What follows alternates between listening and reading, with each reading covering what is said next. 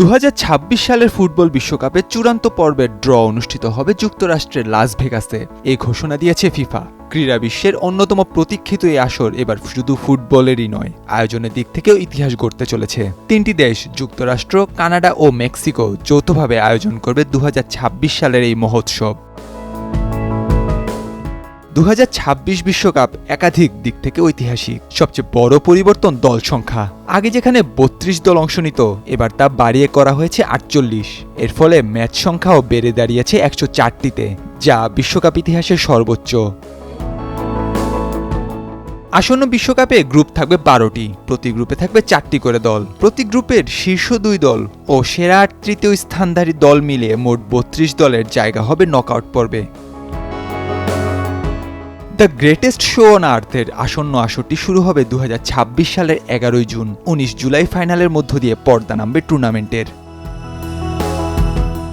3টি দেশের মোট 16টি শহরে ম্যাচ অনুষ্ঠিত হবে। এর মধ্যে 11টি যুক্তরাষ্ট্রে, 3টি মেক্সিকোতে ও 2টি কানাডায়। যুক্তরাষ্ট্রের New York, Los Angeles, Miami, Dallas, Atlanta, Philadelphia, Houston, Boston, San Francisco, Seattle, Kansas City. কানাডার টরন্টো, ভ্যাঙ্কুভার, মেক্সিকোর মেক্সিকো সিটি, গুয়াদালাহার ও মন্টেরে অনুষ্ঠিত হবে বিশ্বকাপের ম্যাচগুলো। বিশ্বকাপের উদ্বোধনী ম্যাচটি হবে মেক্সিকোর অ্যাজটেকা স্টেডিয়ামে, যেখানে 1970 এবং 1986 বিশ্বকাপেরও সূচনা হয়েছিল। আর ফাইনাল হবে নিউ জার্সির মেটলাইফ স্টেডিয়ামে, যার ধারণ ক্ষমতা প্রায় 82,500 দর্শকের। দল সংখ্যা বাড়ার ফলে এবার বিশ্বকাপে আরও অনেক নতুন দেশ অংশ নিচ্ছে। যারা আগে কখনো বিশ্বকাপ খেলেনি বা কম সুযোগ পেয়েছে, তাদেরও অংশ নিতে দেখা যাবে এবার। এতে করে ফুটবল আরও বৈচিত্র্যময় ও প্রতিদ্বন্দ্বিতাপূর্ণ হয়ে উঠবে বলে চোখ বন্ধ করেই বলে দেয়া যাচ্ছে।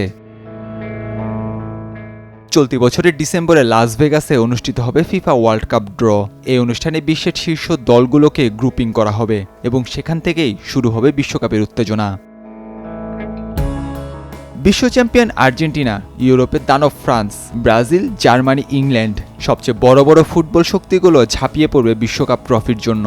একই সঙ্গে চোখ থাকবে নতুন প্রজন্মের তারকাদের দিকে, যারা হতে পারে পরবর্তী মেসি বা এমবাপে।